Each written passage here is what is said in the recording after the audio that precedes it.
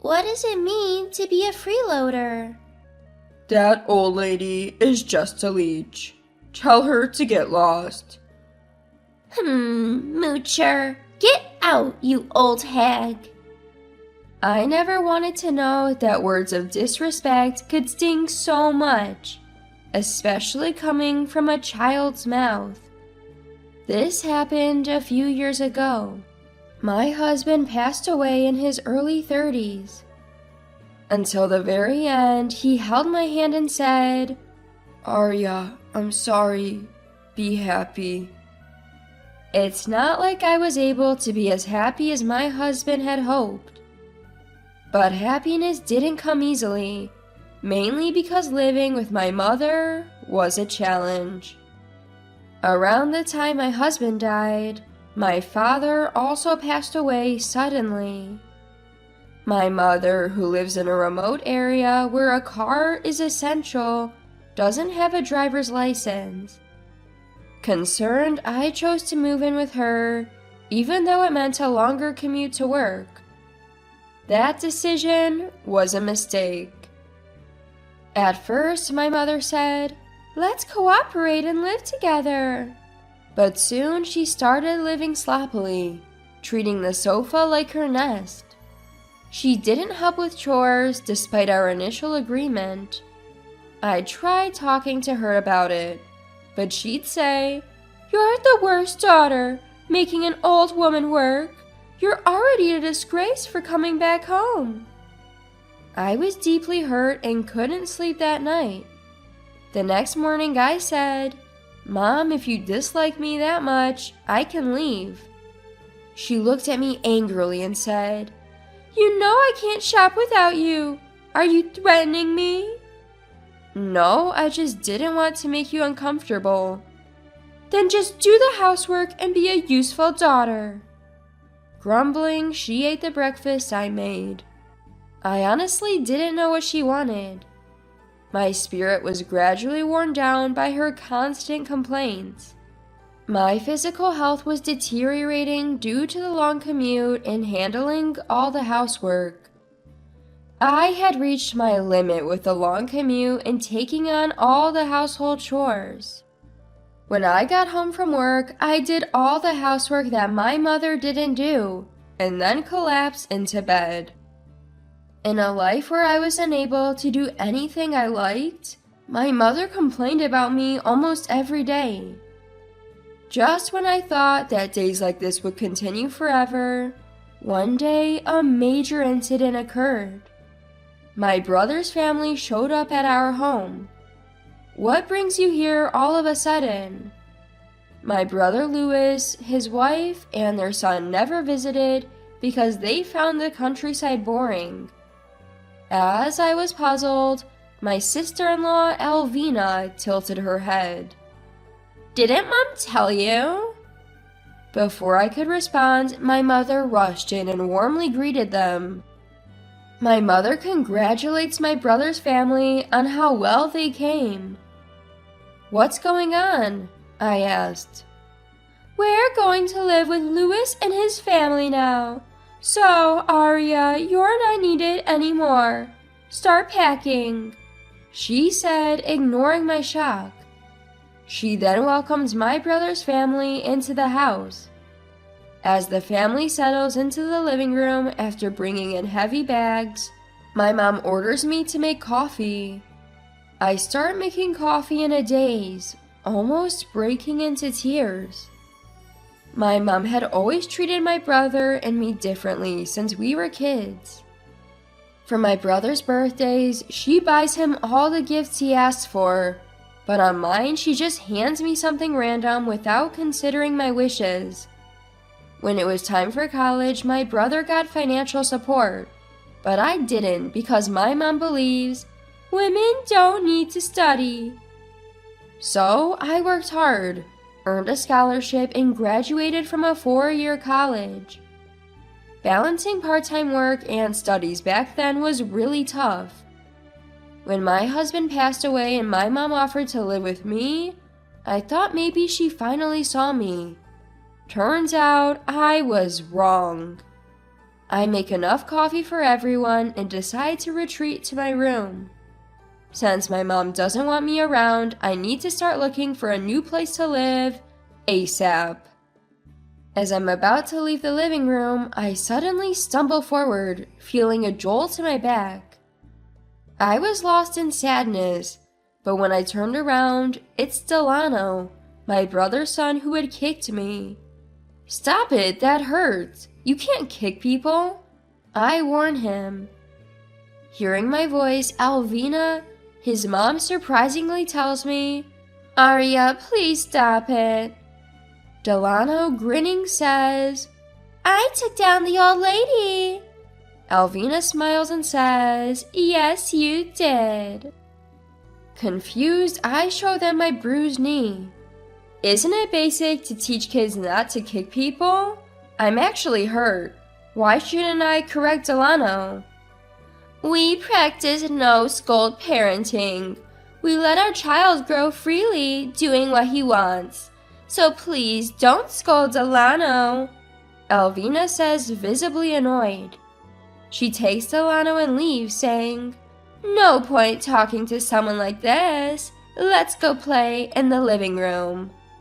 I was furious, but it was clear that my mom, brother, and Alvina would side against me. Picking a fight I can't win won't help, so I head to the kitchen to calm down. When I'm about to break, I turn to sweets for comfort.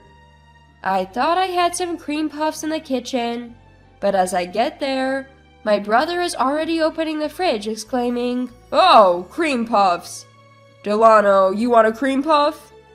He calls out to the living room, and Delano comes running to take one. I snap at my brother. "Hey, that cream puff was mine. Why are you giving away stuff from someone else's house to your kid?" "Oh, that was yours? Well, the cream puff is happy you're being eaten by a cute kid. Getting mad at a child, you're losing it." "I'm not mad at Delano. I'm mad at you for giving away my cream puff." My mom and Alvina must have heard me raising my voice at my brother. They both come into the kitchen. "Arya, enough is enough. Stop picking fights with your brother. Don't you have better things to do? When are you planning to leave?" My mom says. "Leave? You just told me to leave today. I have nowhere to go," I reply. Oh, poor thing. How about we let Arya stay until she finds a new place, mother-in-law? Alvina suggests, feigning pity. My mom reluctantly agrees, saying, "Alvina, you're so kind." I'm frustrated, but no arguing won't help. Still, I can't help but voice my discontent. "What do you mean, support me? I pay for half the living expenses in this house. Why am I being treated like this?" "You're still being supported by your parents, right? Isn't the money coming from Dad's inheritance?" The truth is, I pay for the household expenses from my own salary. But my brother and his wife assume I'm living off my late father and mother, so there's no point in arguing. Delano, having finished his cream puff, appears and asks, What does support mean? My brother points at me with a smug smile. "It means that lady over there. She's a loser who needs to be supported. Tell her to leave." Huh, freeloader, get out, old lady.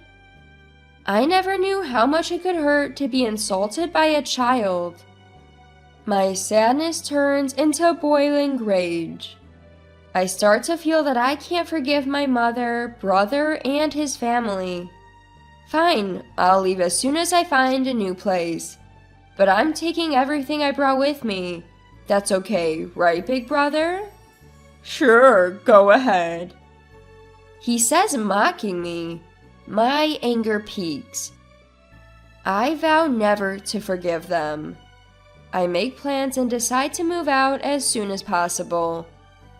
On moving day, I gift my mom and my brother's family a vacation as a final act of filial piety.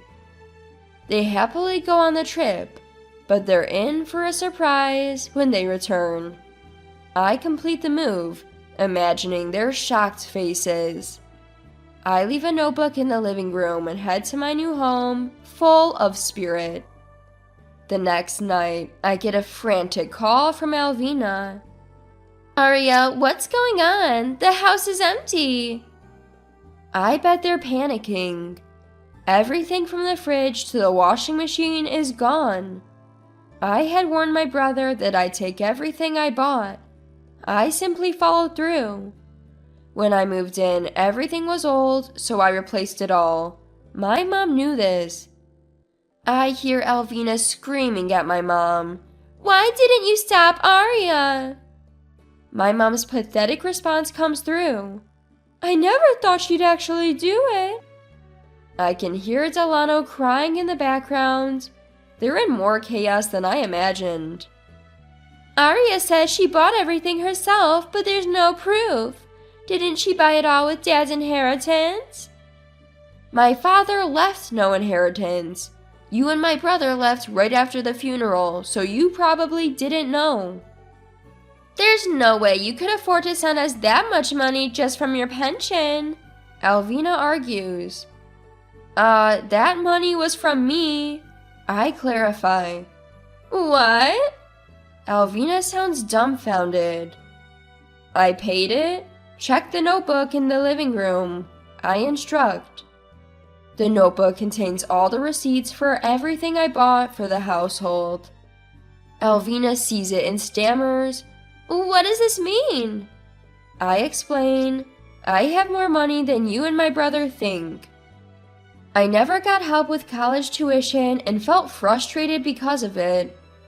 But I used that frustration as fuel, working hard during job hunting, and landed a job at a top-tier company.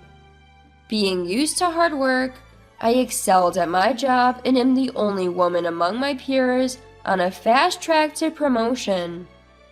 My mom and brother never showed interest in where I work, so I never bothered telling them. When Alvina relayed this over the phone, both my mom and brother seemed shaken, but I felt no obligation to continue the conversation. So feel free to live your life without the burden of supporting me, I said and hung up. That night, I slept well in a quiet home for the first time in a while. It was a truly peaceful night, free from being kicked or hit by my nephew, and without anyone telling me to leave. A few days of peace followed. Then my mom and brother's family somehow found out where I lived and showed up. When I asked through the doorbell, "What do you want?" my brother pleaded. Please give back the appliances or lend us money to buy new ones. We're at our limit. I had assumed my brother could manage, but it turns out he quit his job when they moved here. When I return home, my rent is $0. They thought they could live off my mom's pension and my dad's inheritance. When I laughed at their foolishness, my brother got angry and started yelling, but I ignored him and called the police. Sorry, there's a commotion at my apartment entrance and it's frightening. Could you come? The police arrived within minutes. As I live near a police box, security is outstanding. I had anticipated my family would follow me, so I deliberately told friends where I was moving. I chose an apartment close to a police station. I had decided that if my mom and my brother's family showed up, I'd immediately involve the police. Sure enough, they got a stern warning from the police and left in a hurry. After the police got involved, I knew my mom and brother's family would never bother me again. I blocked their phone numbers and mail accounts, successfully cutting ties with them. I later heard about my mom and brother's family from local friends. My brother, it seems, is working part-time at a grocery store 90 minutes away by car from our hometown. He's so incompetent that he gets yelled at every day. But in that rural area, there's nowhere else to work. He's clinging to his job, constantly getting scolded by a younger manager. My nephew Delano started kindergarten, but is struggling to make friends. Thanks to Alvina's lax parenting, Delano has become so spoiled that he's hitting his friends, just like he used to do to me. Word got around among the moms, and now Alvina and Delano are isolated because nothing good comes from being involved with that kid. Delano is acting out his stress at home, causing daily chaos. Their already old house is getting destroyed in various places because of his tantrums. Furthermore, Delano seems to have developed a mistrust of people. He can't even step out of the house and has stopped going to kindergarten. Alvina keeps saying, "How did it come to this?" and spends her days crying. As for me, I'm still enjoying living alone. The desire for my mother's approval disappeared when I cut ties, and now I'm relishing the freedom I finally gained, living a comfortable life while working. Living alone can be lonely at times, but so far, I haven't met anyone I like more than my late husband. I hope that someday I'll meet someone I can love as much as him. And when that time comes, I'll start a new chapter in my life.